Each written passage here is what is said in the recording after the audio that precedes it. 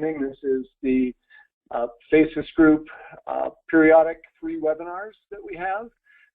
Today, October 26th, is going to be about the ICD-10 flexibility period coming to an end, and just exactly what that means to everyone. So, first thing to discuss is what's on the agenda here, and basically we're going to talk about the actual ICD-10 implementation and how that came down. We're going to talk about the flexibility period that we just got to the end of, and exactly what was happening during the flexibility period, and we'll go into what is no longer going to happen and how that might affect your practice.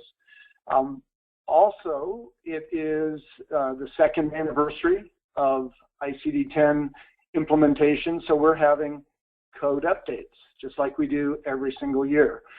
Normally, the code updates, all you have to do is pay attention to those codes. This year, because flexibility is ending and they've added codes, it's kind of a double whammy. So we just want to make sure that everyone is aware of when they start to look at their edits. There might be different reasons. It might be the update, or it might be the end of the relaxing of the payer edits. And then we'll also talk about payer edit changes, and most of what we read about ICD-10 is centered around Medicare and Medicaid.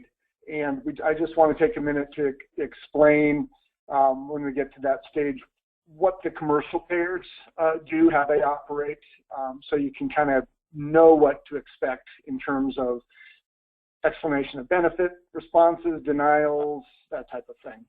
And then lastly, we're going to try to provide you with some action items so that you have some tools to be able to kind of navigate the waters that lie ahead. And I think mostly what I want to be able to get everybody to do is when they get an unexpected response, I want you to know where to turn to potentially get answers. I know a lot of times we'll get, in our support queue, we'll get questions like, what does this edit mean? What does this rejection mean? And I wish we had the magic wand to be able to understand what the payers mean by some of their arcane denials. We don't, but what we can do is look at ANSI codes, and we can look at payer websites, and we can definitely weigh in and help you.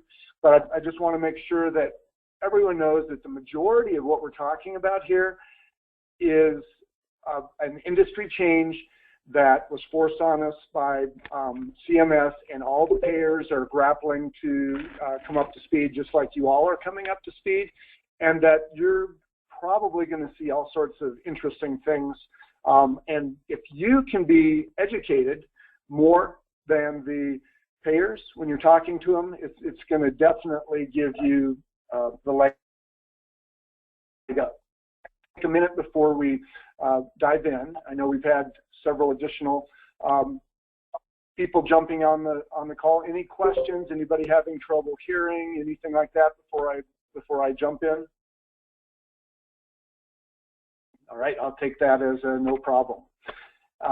And Brad, I know you're on the call. If you could kind of watch the chat queue, if anything shows up in there, by all means, just go ahead and weigh in. Will do. So if there are, thank you very much. So if there are no big questions, let's first review what exactly was the implementation of ICD-10. What did we have to change our ways to accommodate?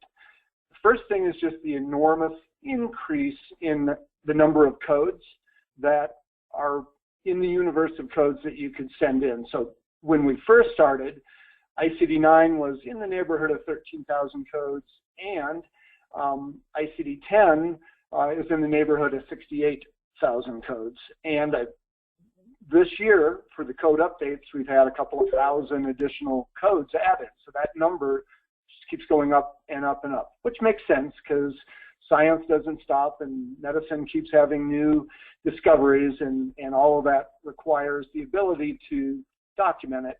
And ICD-10 is the way that we're documenting the diagnosis and disease side of the equation.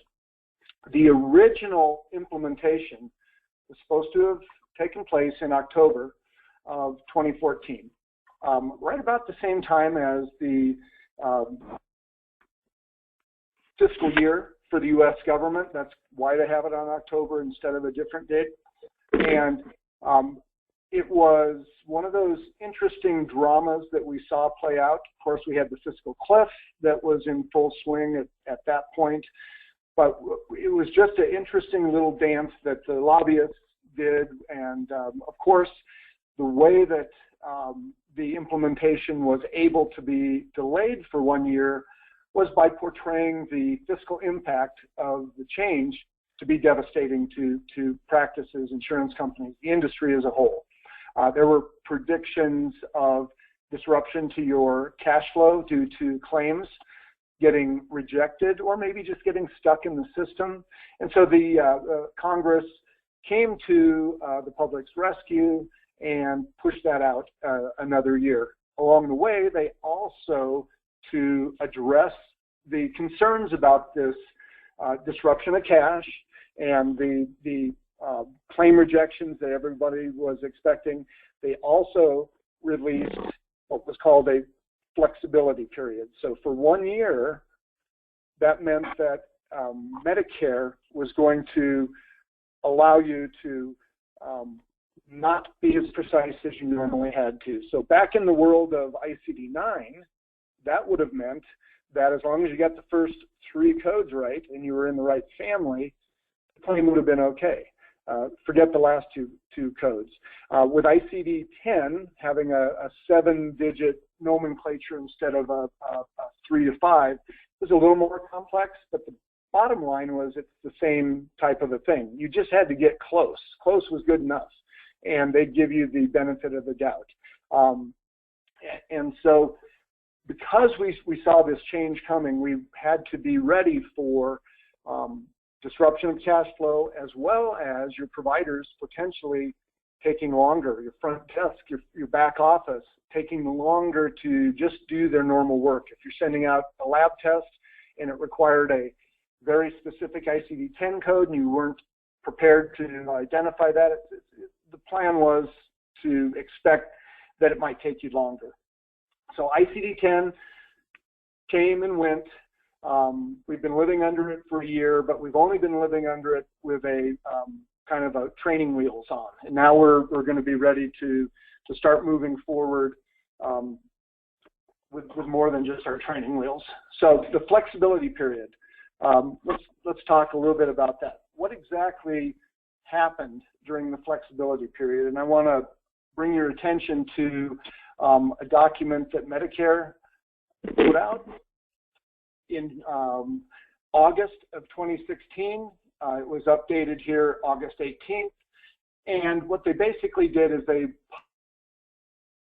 published a comprehensive list of questions that you might have about ICD-10. In the beginning, it's very general.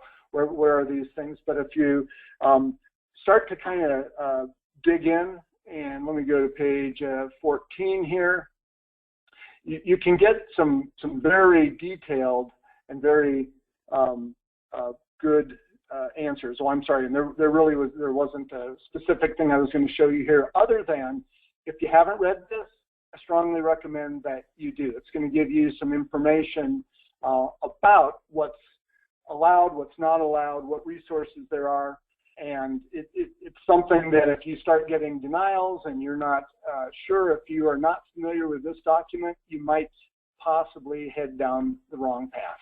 So strongly urge everybody to read that, and I'll make sure that we get this document out with the presentation that we mail out afterwards.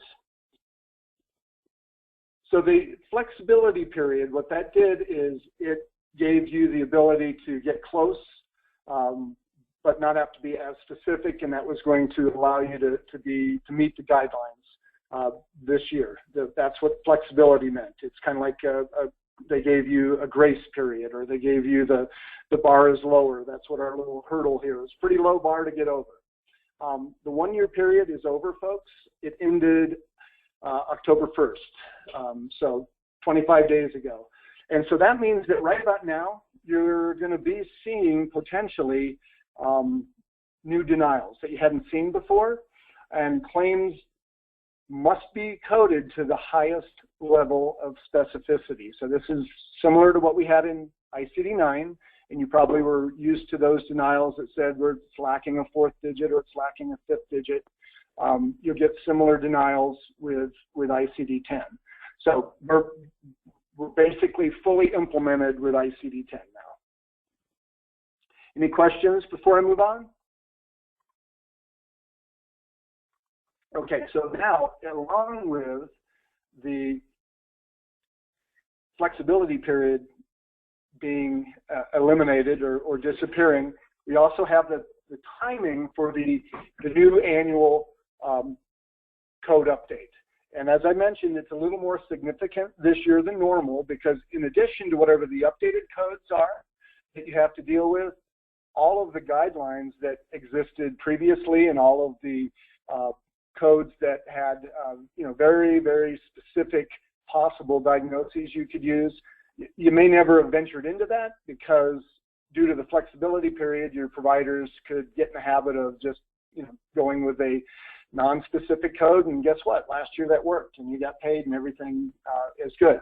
So the first thing I want to bring your attention to is the official guidelines for coding. And now this is something that because it's 117 pages, I wasn't planning on sending out. If anybody wants it, we absolutely can send it out. There's a link that we'll provide that you can go grab this yourself. Pretty heavy document, 114 pages. This, basically, I'd like to point out, these are the guidelines. Not really that much of a change to what the guidelines were back in ICD-9. We're basically making you be as specific as possible. And I just wanted to fast forward here to page 14. And this one little paragraph here is kind of give you a feel for what exactly we're talking about with the flexibility period ending with the highest level of specificity. So right here, the level of detail in coding, if there are codes that have up to a 7th character that could apply to the scenario that you're coding, you need to use that code. In other words, when you're looking at a coding tree, and Bradley can show us in Pair Tracker how to use that coding tree to your advantage. If you're in a coding tree, you got to get down to where the leaves are. You can't send a code in that's a branch or a trunk. It's got to be the highest, most specific level that you can. So anybody who has anything to do with coding, with fighting denials for the wrong diagnosis code and that type of thing, you should be at least somewhat familiar with the guidelines here. And so the recommendation I have would be to grab the guidelines, review the table of contents, and if you're seeing anything in there that you are either not familiar with or it's something that definitely would impact your practice because it's one of the specific disease groups that they're referencing and talking about the guidelines for, I'd recommend that you get to where you know what those guidelines are. The guidelines are going to help you with what's the documentation required to meet this level of specificity so that in addition to you having to pick the right code, if you get the dreaded audit and request for notes, you got to look at those notes and make sure that they're going to support this, right? It's the age-old problem we had with ICD-9. A lot of people may have think that kind of went away. The flexibility period, all it did is gave us a year off from having to deal with it. Well, they're coming back. So if you all remember the denials and asking for more documentation and you're going to the mat with Medicare, it's back. That time is back. All right, back to the presentation. And then the other document I want to show you is the tab list addenda. And this is where you're going to see all the changes. This is where you'll see the 2,300 new codes, the 212 deleted codes. On the revised codes, it's worth a look at those if they're going to be in the family of codes that your practice normally submits. Mostly what's revised is the description that goes along with it. And in most cases, it's not a description change that's going to have you selecting a different code in most cases. Most cases, it's just a little more descriptive or a little less ambiguous. But the bottom line is there will be some instances where even the description change may be something that you have to consider for your practice. So let me show you what that addenda looks like, and this is something we are going to be mailing out to everyone so that you have a chance to look at this and review it. But I wanted to show you on page 16 of this guy. Now this is even longer. This is 160 pages, but this is just code examples. It's just details the different codes that are added, changed, or deleted. And you can see that right here. So this code E11.33, when we started with ICD-10 last year, that code is unchanged, but we've added these additional codes to identify which eye may be having a problem with the retinopathy. And of course, you know, all of these codes, and when you look at this, you're going to see added, revision to the wording, or you might have some deleted codes. So my recommendation is that you take a look at the addenda, go to those sections that fit your practice, and keep in mind that, you know, the sections here are the same as they are in the ICD-10 tab list. So if your doctors spend a lot of time in chronic diseases, that's where you want to be looking. If you're a specialist and you've got a narrower range, well, that's going to be good for you. You'll have less codes that you have to review, but you definitely want to look at those codes and compare them. And we'll go a little bit deeper later and talk about exactly what you want to do when you're comparing those codes. We've got a question, Matt. Go ahead. What? There's a question on the message board. Will CareTracker scrub for deleted codes? Yes, it will. Yep. Yeah, you will get with Claims Manager. You definitely will get that type of a message. Now, what Claims Manager also does is payer-specific edits. So it might not be something like that. It is not the most specific for ICD-10, but there might be a payer who has a slightly different take on that in their own policies and their own guidelines, and that will also be included in Claims Manager. And then I want to make sure everybody knows that you have the ability to create your own custom edits in Claims Manager as well. So if you find that there's something that continually happens and you want it to pop up for a provider, we're going to talk about how you can have Claims Manager on for your providers as well. You can create your own custom codes. Good question. Thank you for that. Okay, so let's talk about what's going to happen with payer edits. And so this would be CMS as well as the commercial payers, and it also might, I'm kind of lumping everything in together. There's multiple layers of scrubbing and edits that happen. In CareTracker, Claims Manager is your front line. That is your software giving you the heads up on what is likely to be a problem at the clearinghouse or payer level before it goes out the door. So you get a chance to mess with that. When the claims go out of CareTracker and they go to the clearinghouse, they go through another set of scrubs, and so you might get something back that says it's in the payer edits. It's actually just from the clearinghouse. Mostly those are going to be very general issues.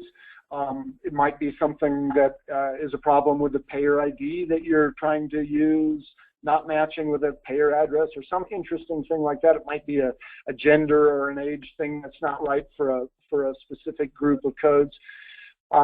Generally, the payer edits that come out of the clearinghouse are going to be more general. Then you have payer edits that can come out of the clearinghouse.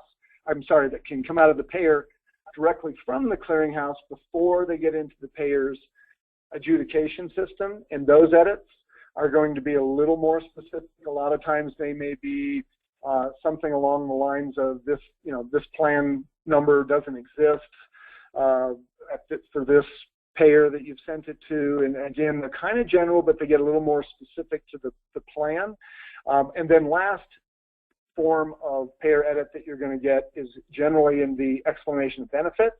And that's the one that we typically would call denials, because it's coming in a document that is on record, and it's something that if you don't get it fixed there, the payer's basically giving you their official notice that that claim is not going to get paid, or it's denied, or something along those lines. So understanding where the edit is coming from is going to help you out. But in general, what I've got on the screen here on the top right are the ANSI codes. These are the nationally recognized codes that CMS and private payers under the Affordable Care Act have to use to tell you when they're denying a charge. I just took a quick scan of the existing denial codes that you're going to get. These are codes that would be for every payer. It doesn't mean that the payers, CMS included, won't have their additional comments, remarks, and additional reasons. This is just the ANSI code to kind of get you into the right area. B22 is the one that you're likely to see if you're getting a denial because the code's not specific enough. Then you'd want to look at your remarks. You're also going to have quite possibly something where it is not matching up with the procedure. So like number 11, it's going to be, you know what, that code doesn't justify this procedure. So when you start getting these edits, a place to push back is to make sure you fully understand from the payer what their denial is about. If when you get the diagnosis, when you get the denial message, if you don't understand it, there are some tricks that you can do in Care Tracker to get a little more of a description, like editing the charge, and we can show you that when we do our show and tell later. But mostly, you're not going to get an answer online. You're not going to get an answer in the message. What you see typically is what you get from the payers. And so a lot of times you're going to have to go in and actually talk to the payers, pick up the phone, find out what they mean. You also would be well advised to go look at the payer website and be versed on what their policies and procedures are. And we've got a few examples of links for that at the end of the webinar here.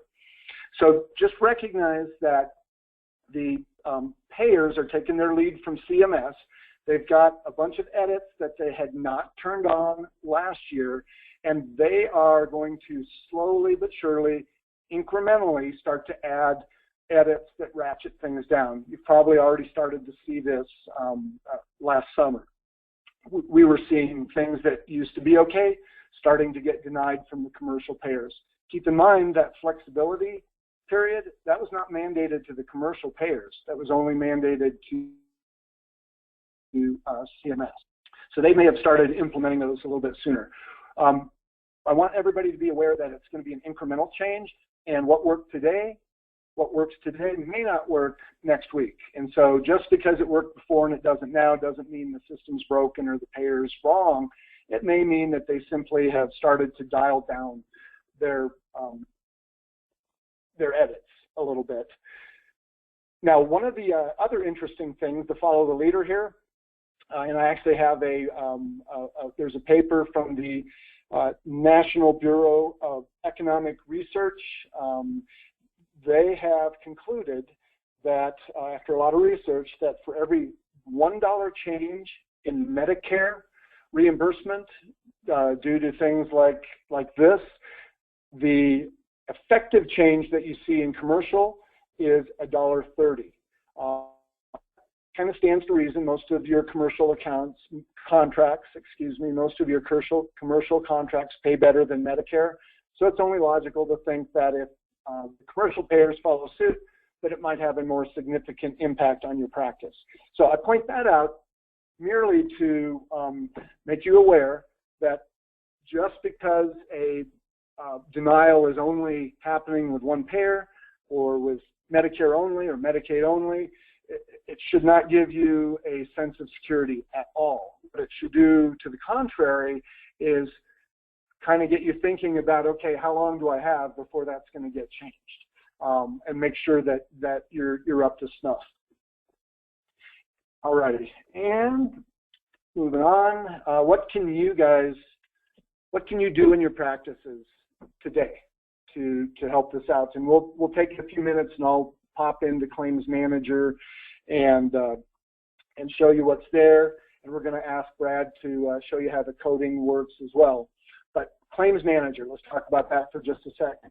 Claims Manager is the scrubber that lives inside of CareTracker, and you can turn it on or you can turn it off. And you can turn it on for different people and different places. So the top graphic here, this is actually in the setup inside a CareTracker for each of your practices. And there are different levels. So a claim level, that's going to be a biller, versus a visit level, which would be the electronic super bill that people are filling out. We can set these reviews to being mandatory or being optional, or basically to make life more miserable for whoever's dealing with it or less. We also can turn on or off front-end overrides, and incidentally, you can also order the way the CPT codes show up in this area as well. An interesting side note, this Claims Manager item is in the financial setup for practices. So even at a programming level, they're getting that you're diagnosing for dollars. That's what you're doing. You're making sure that the diagnosis you pick, when it's the most specific possible, it's going to do two things for you. One is it's going to make sure the claim gets paid, because you are identifying that diagnosis as to the best of your ability and is definitely far enough for the insurance standards. But I think that the other thing about the custom diagnoses is that the insurance companies really can dial this up or dial it down at their whim, and so you need to know where you have some ability to kind of change it on your side as well. So you may not always want your providers to be having to deal with Claims Manager, but if you just can't get them to make the changes that you need, and you're spending a ton of time and it's kicking everybody in the rear end, you do have the ability to come in here and change it so that providers have to deal with those and have to turn those dials a little bit closer. The other thing that I wanted to mention is that highest level of acuity also has some financial impact for you as we move away from fee-for-service and start to move towards the quality reporting. So primaries today understand what a RAF score is, and basically this is an acuity level for the diagnosis that you're applying. And the concept is, if you're dealing with a patient who's sicker than another patient, that you're going to spend more time with that sick patient, and you should get reimbursed more for that patient. And if you make them healthy, it's a bigger positive for you. So by diagnosing to that highest level of specificity, you're also going to literally increase your reimbursement in the coming years. Now, that was never the case before. It used to be that diagnoses were just an on-off switch, would get you paid or not. Start thinking that now it's changing. And the more specific, the more I can report the acute and chronic conditions, the higher my ratings are going to go for quality, and the better my reimbursement will be down the road.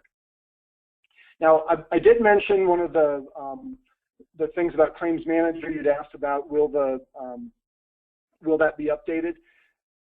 They're continually updated. Whenever, multiple times a week, literally updated. They're absolutely updated on a quarterly basis to be in line with when CMS delivers their updates, but know that the payers are incrementally adding these edits and turning them on, so that as Care Tracker is able to recognize those. They'll make sure their custom edits are being turned on. And I shouldn't really say Care Tracker. It's Claims Manager. It's a separate company that does that. Care Tracker just purchases the Claims Manager scrubber. The addenda. So when we're looking at the addenda, which we're going to send out to everyone, that is the item that lists the added codes, the deleted codes, and the codes that have revisions made to them. What you want to do there is you want to look at the codes that are affecting your practice. And there's two ways to do that. One way is to look at it by grouping. So again, if you're an orthopedic practice, there's going to be a diagnostic section that deals more with the skeletal section, and that's going to be where you're going to be probably spending most of your attention. But don't forget that you also use all codes. And one thing I highly recommend that you do is to generate your top CPT code report. This is something you should all be pretty familiar with. We've asked you to run these in the past to help you with updating your encounter forms, or just to be able to report for PQRS, or to write queries for Clinical Query Builder and have it be a meaningful diagnosis code that you're using. Also useful to know what your top diagnosis codes are, so that you can look at those codes and determine, are we using some non-specific codes? Are we using some codes here that aren't going to the highest level of specificity? And if we are, let's give some feedback to our providers. So I would say proactively what you can do is review the addenda, look at the section that applies to your practice, and be familiar with the codes, that the diagnosis codes that your providers are using. Compare that to the addenda. Is there anything in there that you need to make sure you're going back to the provider and giving them a little bit of feedback on? And then the last thing, this is probably one of the most important things that you can do, and this is in the reporting and analytics side of things. So for those of you that we are doing the billing for, this is something we just do regularly. But if you're doing your own billing, you're going to want to be familiar with the denial management module. It's something you launch into off the dashboard, and I can show you that. Here's a kind of a picture of one down here. Oh, how funny, and that pasted in somehow upside down. But it is a listing of the denial codes, and I'm actually going to go over and look at that right now. And then after that, we can hand off to Bradley for some diagnosis discussion. So let me hop out of this, go into Care Tracker. This happens to be the behind-the-scenes control panel that I was talking about, and so this is for Claims Manager. When we turn Claims Manager off for claims, it would be silent during claim generation. And while it still is going to be tucked into the claim, you just won't be interrupted in the middle of your claim. Similar for visits. If we turn this off, whoever's doing the visits won't see anything. If you turn it to optional, the flags will come up, but they could ignore them. Or if you make it mandatory, and this would be the kind of the doctor or MA or whoever that cannot get it together, you could turn them to mandatory, and literally just do it for a day. You'd have their attention. Okay, let's actually, I'm going to jump into one of our retired practices, and I'm just going to show you what the denial management thing looks like. So from the dashboard here, you're going to see denials, and this is a retired database. So they didn't have, we worked them all down to where they didn't exist. But let me go to May of 2016. And of course, you'll see here that nothing's coming up. That's because everything's been worked. So if you want to just go in and look even after they've been worked, you could use this advanced search here. And it's like, yep, show me everything that paid and show me all the recent activity. And now I'm going to get a list of the different denials that have happened in the past. And I must say, I inadvertently, do I have this? set to Medicare. No, okay. I was just expecting a few more than this, but that's cool. So basically, if you're looking at your denials management and providing feedback to your providers on what gets denied, this is where you might be looking for diagnosis-related denials. So you just want to pay attention to that. And there's also a bunch of reports that can be run related to denial management. In the month-end reporting section, there's actually a denial report that you can put in your own variables in. It's something you can memorize. You can put it in Report Stacker. It's kind of a double-edged sword, because when you think about what goes into a denial, there's so much that goes into it. We could have a patient who is knowingly just trying to, get something for nothing. You might have a front desk who picked the wrong insurance company or didn't double-check the eligibility. You can have MAs that aren't familiar with something, and providers and all that. So when you're looking at denial reports, it's really important not to just jump to a conclusion as to what they mean, but rather to spend time with the billing department, look at those, evaluate them, but then to definitely get that feedback to the providers. Alrighty, Bradley, I'm about ready to queue you up if you're still there. Then you might be muted.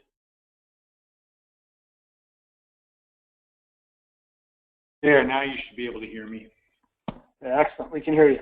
Okay, so I'm going to have Bradley take over next, but I just wanted to mention this, put in the presentation some examples of this specificity that we're talking about. So if we look at in 2016, we had basically hypercholesterolemia, which is, I'm not positive what that is, but basically the E78.0 code, the new version has a 5th digit. It's either 00 or 01. Similarly, you've got on the joint pain, you've got, it used to be M25.54, now have thrown in left, right, and unspecified. So nothing unusual there. That's the same type of thing you used to see in ICD-9, but I just want you to kind of be aware that that is there. All right, Bradley, would you like to jump into this code searching? You bet. Here, or you can take it.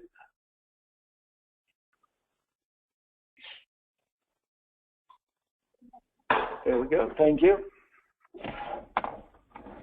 Can everybody see my screen? I can see it. It's looking good. All right. So this is about searching for ICD-10 with as much specificity or granularity as you possibly can. And so since I have gout, I'm going to pick on gout. So when your provider... This guy has gout, so he's picking on gout.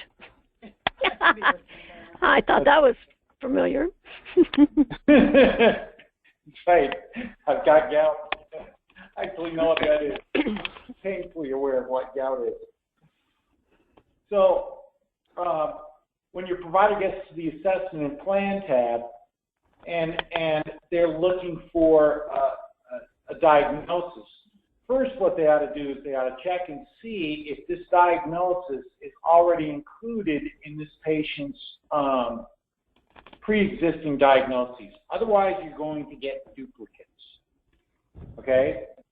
So have them check here first, and then if they don't find it in the pre-existing diagnoses, you click on the magnifying glass and type in gout. This is IMO diagnosis functionality, which is intelligent medical objects.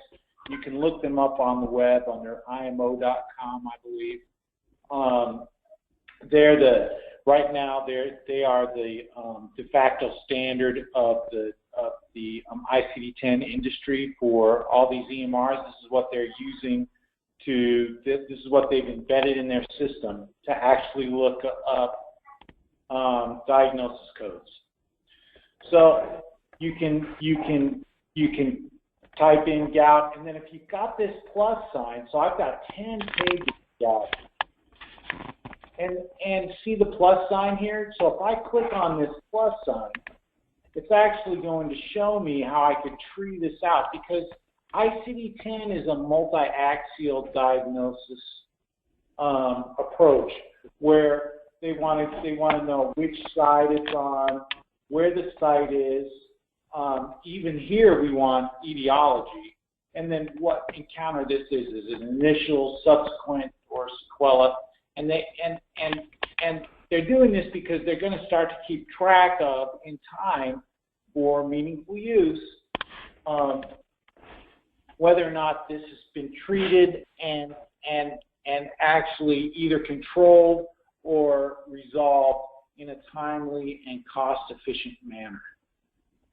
So it's pretty cool, and the more you depend on your physician to actually pick the code and type in more information in the clinical description, the better off we're all going to be, because it's the physician who really knows and has the proper education to pick the right code. Any questions so far? Does that make sense? And ICD-10 is changing all the time now. It's going to change a lot more often than ICD-9, which was a much more static data set. ICD-10 has been designed to be a dynamic data set so that they can easily add more and more detail, new diagnoses, more granular diagnoses, all that kind of stuff. So the more we can start to depend on clinical descriptions to choose the diagnoses, the better. And so these are filters here. So I'm going to go say it's on the right. And as you can see, it starts to filter this stuff out. And I'm going to say it's an initial encounter. And it's on my foot. So it's on my right foot. And here's my diagnosis. And so if I had typed in gout, so I could go right foot gout and use my clinical diagnosis, my clinical description a little more, I can rapidly narrow it down even faster than I did, using these filters. And so that's where this is all headed. And then I can even go over here to, and that's going to filter it down even more. And then once you select this, it's with the topus, for example. Unspecified cause, there it is. Now I have it. By the way, excellent, thank you. Yeah, in this current version of the software, you can drag, if you have multiple diagnoses, now the physician can drag and drop these diagnoses in order. It's a cool feature. Cool, thanks, Bradley. Yep, very, very nice. So one thing we want to point out is what Brad was just showing you, that is the IMO diagnosis search that lives inside of the electronic medical record. If you guys are going as billers and doing searches in the charge module or something like that, you can be presented with a much different view. The codes are still the codes. It's just one is designed for more approach so that it's trying to give them some guidance through the tree, and the other one is more of a designed to be from a billing perspective to get out of the way and not cause problems with being able to submit codes. So, all right, I'll take the share back.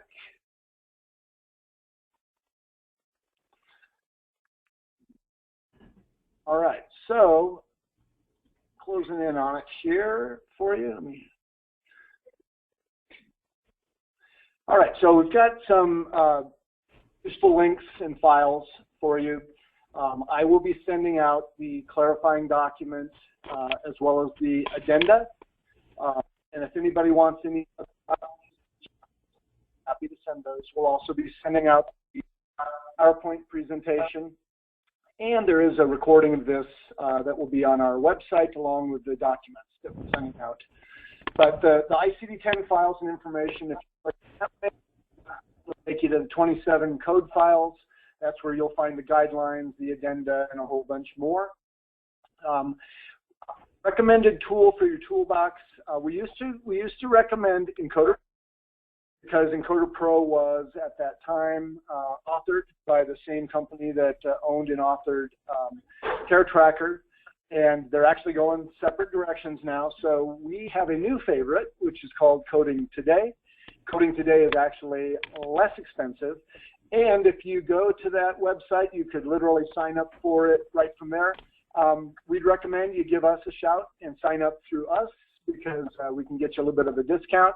But either way, you know, we're not talking about a lot, so if you could just put in your credit card and get rolling today with that. But we highly recommend Coding Today. It works exactly like Encoder Pro did, but in our opinion, it's a little more user-friendly and gives you a little bit more information. Another thing to just never forget is that the payer websites actually are a great resource for you. So if you click on either of those two for examples, the Cigna one I would have had in there as well, but it was just way too long. But all of these have information that you can find on their ICD-10 guidelines, and a lot of times it's even you know, more in depth than that. It's the actual guidelines similar to the local carrier document, where it's what will and won't work for each procedure that you might bill. So highly recommend those, especially as you're trying to unwind denials. You know, you just don't know which denial, or I'm sorry, you don't know the full reason why a payer is denying if what you're getting are some very, you know, general descriptions. All right, so with that, I'm going to see if we have any questions, if we want to do a little show and tell or anything like that. It is almost 10:00, so we have a few minutes if we do it. If not, then we'll save everybody a few minutes. So I'll open it up. What type of questions do we have, if any? We've been doing this for a while, so you shouldn't have any. Yeah, we like that. We like that. Everybody's familiar. I appreciate everything. Please use us to help you figure out the issues that are coming across your practice. You know, always send something to support. Pick up the phone. Call one of us. We're here to help you. All right. Thank you, everybody. Have a great day.